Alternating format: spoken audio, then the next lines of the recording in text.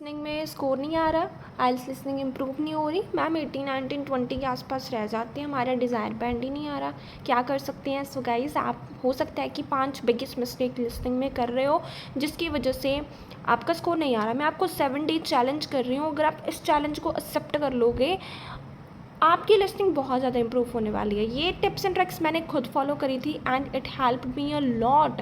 इसने बहुत हेल्प करी है मेरा स्कोर को इम्प्रूव करने में। तो गाइज़, आपने कंप्यूटर बेस्ड पता है लिसनिंग हो चुकी है, तो सबसे पहले जो बिगेस्ट मिस्टेक स्टूडेंट्स करते हैं that is mistake number 1, do the test under real condition. आपने करना है टेस्ट को रियल कंडीशन में, जैसे फाइनल एग्जाम में होता है सेम एज इट इज़ वही इन्वायरमेंट के साथ करना है। कुछ स्टूडेंट्स लेट के लिसनिंग करते हैं, बेड पे बैठ के करते हैं, ऐसा नहीं करना है। प्रॉपर चेयर एंड टेबल लेना है, उसके ऊपर आपने इसको अटैम्प्ट करना है। हेडफोन्स यूज़ करने हैं और जब आप लिसनिंग कर रहे हो तो वीडियो को पॉज नहीं करना है, रीप्ले नहीं करना है, ठीक है। जितना टाइम आपको फाइनल एग्ज़ाम में मिलता है उतना टाइम ही देना है। बहुत ज़्यादा स्टूडेंट्स क्या करते हैं, जब वो हमें टाइम देते हैं कि आपके पास टाइम है रीड आउट करने का 1 to 5 क्वेश्चन, तो बहुत ज़्यादा स्टूडेंट क्या उसको स्किप करते हैं। ऐसा नहीं करना है। जैसे फाइनल एग्जाम में होता है सेम एज इट इज़ उसी तरीके से आपने लिसनिंग को अटैम्प्ट करना है। आप कंप्यूटर बेस्ड है तो आप मोबाइल पे लिसनिंग अटैम्प्ट कर सकते हो। प्रॉपर टेबल एंड चेयर पे बैठना है, हेडफोन्स यूज़ करने हैं, पॉज रिप्ले बिल्कुल भी नहीं करना है, ओके। एंड जो थर्ड मिस्टेक है, अगर उसको इम्प्रूव कर लोगे ना, आई बेट यू आपका स्कोर लिसनिंग में कहीं नहीं जाने वाला। मिस्टेक नंबर 2 है कि आप कभी भी एनालाइज नहीं करते हो, ठीक है। यहाँ पे आपने लिखना है क्वेश्चन, जो भी आपका गलत होगा आपने यहाँ पे लिखना है क्वेश्चन, यहाँ पे आपका जो आंसर है यहाँ पे करेक्ट आंसर है, ये आपने बनाना है। एक नोटबुक लगानी है लिसनिंग के लिए, उसके ऊपर ये फॉर्मेट आपने बनाना है। अब क्यों बनाना है वो मैं आगे आपको बताऊंगी कि इसका क्या फ़ायदा होगा, कि आप क्यों इस तरीके से करोगे। But I will bet you कि अगर आप इस तरीके से अपनी लिसनिंग को कर लोगे ना तो स्कोर कहीं भी नहीं आपका जाने वाला। आप लोग क्या करते हो, आपका मेन फंडा है कि मैम जितनी लिसनिंग करेंगे उतना स्कोर आएगा, ऐसा नहीं होता है, कभी भी नहीं होता है, ठीक है। आपने सिर्फ दिन में 1 या फिर 2 लिसनिंग करनी है। अब मेरा बात ध्यान से सुनना, 1 लिसनिंग करो, उसको चेक करो भी कितने आंसर्स आपके करेक्ट हुए हैं, जो रॉन्ग हुए हैं क्यों रॉन्ग हुए हैं, ठीक है। एनालाइज करना है समथिंग जो आपका स्कोर इम्प्रूव करेगा। अब देखो, आपका जो लिसनिंग में आंसर है वो कुछ चीज़ों की वजह से गलत होता है। Did not understand the word, sometime हमें वर्ड ही नहीं पता चलता कि क्वेश्चन का वर्ड उन्होंने कब बोल दिया है। जब वो बोलते हैं that's the end of part 1 तो हमें तब पता चलता है कि हाँ यहाँ तक हो गया, अब तो हम फर्स्ट क्वेश्चन पे ही थे, ये कंप्लीट भी हो गई। एक तो ये रीज़न है कि हमें वर्ड ही नहीं सुनता जिसकी वजह से हमारा आंसर गलत हो जाता है। दूसरा, did not understand the meaning, हमें मीनिंग ही नहीं समझ आता, क्वेश्चन पे कुछ और लिखा होता है, जो स्पीकर है वो कोई और वर्ड बोल देता है, उसका स्थानीय बोल देता है जिसकी वजह से हमें समझ नहीं आता। डिस्ट्रैक्टेड बाय अनदर आंसर, दूसरे आंसर से डिस्ट्रैक्ट हो जाते हैं। अगर एक आंसर हमारा छूट जाता है ना तो आप क्या करते हो, उसी आंसर के बारे में सोचते रहते हो कि हाँ हमारा तो वो आंसर छूट गया, तो डिस्ट्रैक्ट हो जाते हो। और क्या होता है कि समटाइम हम दूसरा क्वेश्चन पढ़ रहे होते हैं तो वो छूट जाता है हमारा कंसंट्रेशन। तो ऑब्वियसली प्रॉब्लम सभी को होती है। क्यों होती है? क्योंकि आपके माइंड में बहुत ज़्यादा थॉट्स चल रहे होते हैं कि हम आइल्स एग्ज़ाम क्लियर कर पाएंगे, हमारी लिसनिंग क्लियर हो जाएगी, हमारा तो इतने आंसर छूट गए, क्या हमारा हो जाएगा। आपका दिल ही नहीं करता लिसनिंग प्रैक्टिस करने को। क्यों नहीं करता? क्योंकि आपका स्कोर नहीं आता। स्कोर क्यों नहीं आता? स्कोर इसी वजह से नहीं आता क्योंकि आप अपनी गलतियों को देखते नहीं हो, नज़रअंदाज करते हो, कंसंट्रेशन लूज़ होता है। कोई बात नहीं, आप प्रैक्टिस करो, पॉजिटिव रहो। अगर 5 क्वेश्चन भी गलत हो गए, 10 क्वेश्चन भी गलत हो गए, 30 क्वेश्चन तो आपके सही हो रहे हैं, 30 पर भी आपके 7 बैंड तो बन रहे हैं ना, ठीक है।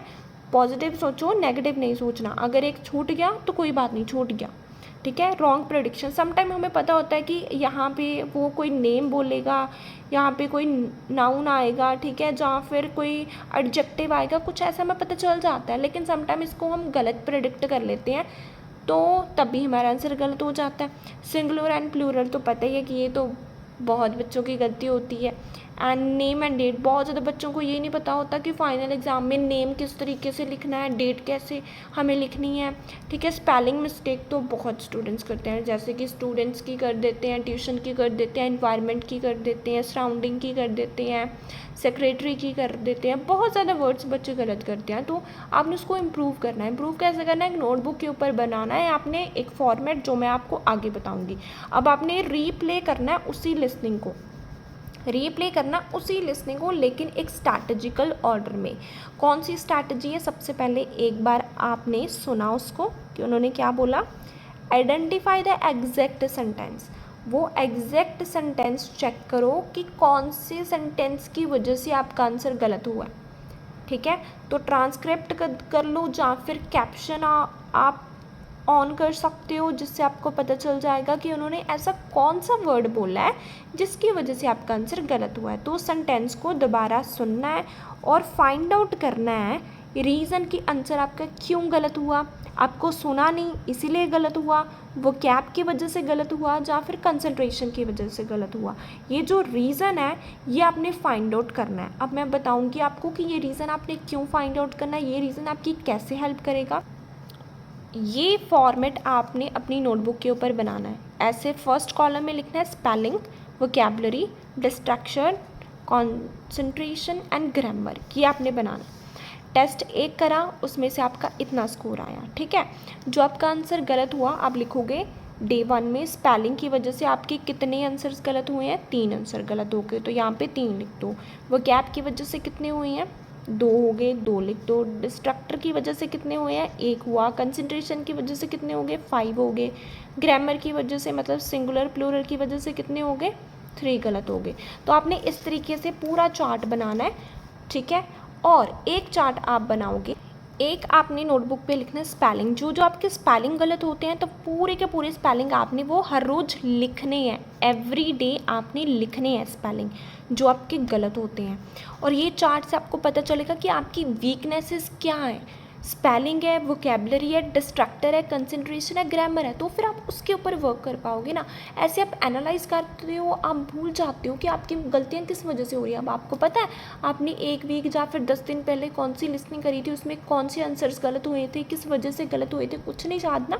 तो आप ऐसा चार्ट बनाओ, उसमें ऐसे लिखो जो जो गलत होते हैं, जिस वजह से आपके आंसर ज़्यादा गलत होते हैं वो यहाँ पे लिखो, जो स्पेलिंग गलत होते हैं वो यहाँ पे लिखो, और जो रीज़न है जिसकी वजह से आपका आंसर गलत हुआ, लाइक वेदर की जगह पर हमें क्लाइमेट उन्होंने बोल दिया, अफेक्ट की जगह पर इम्पैक्ट बोल दिया, हमें नहीं पता चला इसका सिनोनिम क्या होता है। डीप क्वेश्चन में डीप गिवन था लेकिन स्पीक करने पर फाउंड बोल दिया। अगर आपको इनका मतलब नहीं पता होगा तो फिर कैसे इंप्रूव करोगे, नहीं पता तो इस तरीके से रीज़न लिखा करो, आपका स्कोर लिसनिंग में बहुत हद तक इम्प्रूव होना शुरू हो जाएगा। एक बार इसको 7 डेज़ करके देखो और मुझे कमेंट सेक्शन में बताना आपकी इंप्रूवमेंट हुई है या नहीं हुई है।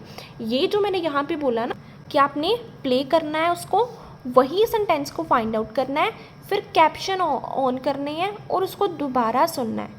ठीक है, फिर रीज़न देख लेना है, हियरिंग, वोकैबुलरी, कंसंट्रेशन, देन वो चार्ट आपने बनाना है एंड उसमें जो जो आपकी गलतियाँ वो लिखनी है, रीज़न लिखने हैं, स्पेलिंग, इतना काम कर लो। आप 7 डेज़ करके देख लो, लिसनिंग में इतनी इम्प्रूवमेंट हो जाएगी ना आप इमेजिन नहीं कर सकते।